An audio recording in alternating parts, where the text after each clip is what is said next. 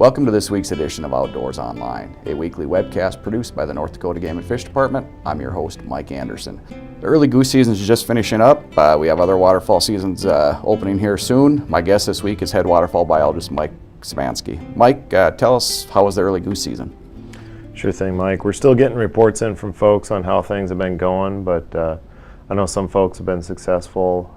Sounds like there were decent numbers of geese around this year. Plenty of fields harvested, so I think things went all right. A little bit better than last year, probably. Mike, the early resident waterfowl season here opens September 23rd. How are duck numbers looking this year?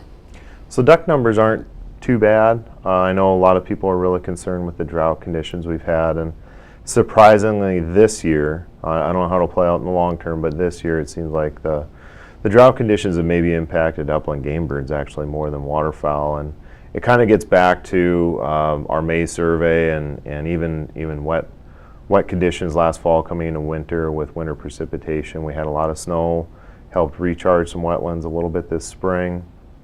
Wetland numbers were actually up year over year in our spring count, but they were declining conditions, and our waterfowl populations, especially ducks in North Dakota, settled out in reflection of that. Our overall duck population was down about 15% in the breeding survey in May. So coming into summer, we started drying up a lot. Everybody recognizes that.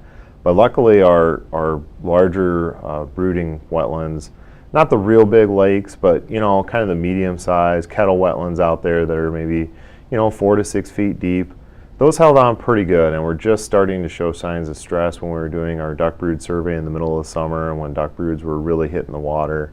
So I don't think they were impacted too badly. Overall, it looks like our fall flight is down something like 8%.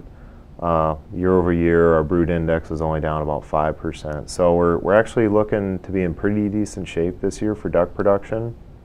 However, we are a little bit concerned about long-term impacts because we are, running kind of short on ephemeral wetlands now, and like I said, those deeper wetlands are starting to show stress. So if this dry spell continues, it's gonna certainly start showing up a little bit more in our numbers, in coming years. How was the nesting habitat, Mike? Duck production was okay. Was the nesting habitat pretty good? We're struggling with nesting habitat because we're losing a lot of CRP on the landscape still. Not getting a lot of new stuff enrolled just because of how the farm bill is shaking out, and there's other perennial grass habitats that we're losing too to conversion to agriculture. So it is getting a little bit tougher to raise a duck on the landscape, and it's going to really show up when we're dry and there's not sort of wet spots everywhere and little oddball areas that aren't getting farmed, things like that. So it's probably not looking good in the future, but this year's nesting habitat, I guess, got us through. How are the wetland conditions going to be this fall for hunters, Mike? So coming up here, we're going to actually conduct a fall wetland survey where we get another account on wetlands and sort of an estimate of their condition just before the hunting season starts, and we'll have some information out on our website. We'll have a brief news release kind of going over the generalities of the survey and what we saw. We'll do about 900 miles of transect north and east of the Missouri River in kind of the prime duck hunting range of the state, just so that we have a better feel of it. We know that conditions are declining right now. Just briefly, I know hunters are going to run into kind of mud margins around wetlands where there's going to be a little bit of a gap between the water and the vegetation they're going to be trying to hide in. So. Sure. The extent of that, don't really know right now. We're going to be doing that survey here coming up. But overall, I think things are looking all right, wetland condition-wise, for what hunters are going to be looking for. I mean, it's definitely going to be down a little bit, but we're kind of in that sweet spot where it's not down so far that it's going to be really limiting to ducks. Right. But, it may actually help concentrate birds a little bit for hunters. Mike, you touched a little bit on the breeding duck survey that you guys did in May. Here we are in September. How are the numbers going to look for the September 23rd opener? Well, it should be all right. We had a decent number of teal in the state. Our breeding estimates were down some, and we're a little bit below average overall. long-term average on teal, but it looks like teal production was actually pretty good, and we had decent numbers of teal around throughout most of the summer. We've had some recent cold fronts that has certainly made it feel more like fall, and those do get teal on the move. They actually start moving in late August. A lot of people don't maybe recognize that because they're flying down to Brazil, northern parts of South America. So the teal have been on the move, but I know friends in Saskatchewan have been having pretty good teal hunting opportunities. They open actually a little bit earlier than we do, and they've been really impressed with the numbers up there. It sounds like overall continental duck populations are doing fairly well, and importantly for us, duck production in Saskatchewan was probably pretty good this year. I wouldn't say off the charts good, just because they were experiencing some of the same drought conditions that we had, especially the southern parts of the province, which would be, the Missouri Coteau and the southern parts of the Regina Lake Plain.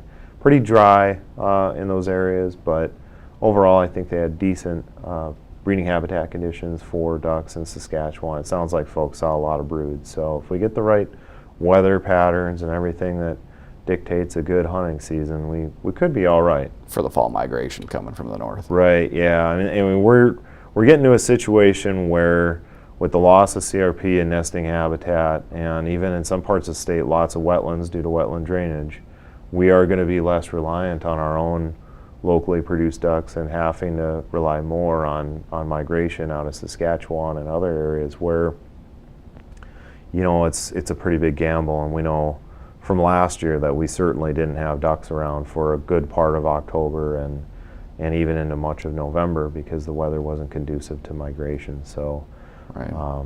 It makes it a little more dicey, but if we have the right patterns, we could get birds from Saskatchewan in a timely manner to make a pretty good season. Good. Any changes to the season, Mike? Well, really our main changes this year are we've got a reduction in the pintail bag limit. So we're only down to 1 pintail per day. And then we've got a change in our Canada goose zone boundary.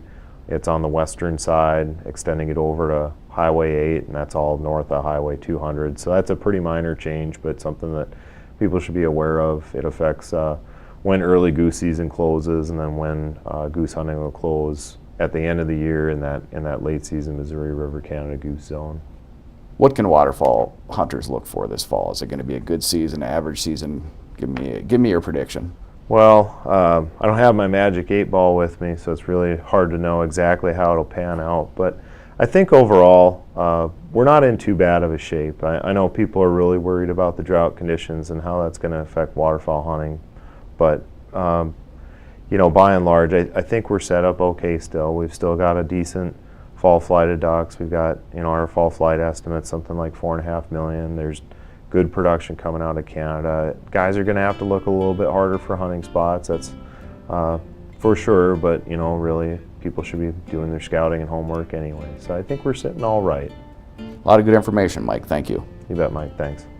There are some seasons already open and some will open shortly. The sharp-tailed grouse and partridge seasons both opened on Saturday, September 9th. The youth deer season opens Friday, September 15th. Youth waterfowl season is set to open on Saturday, September 16th. The early waterfowl season for residents opens Saturday, September 23rd, and the regular waterfowl season opens Saturday, September 30th, along with the youth pheasant season.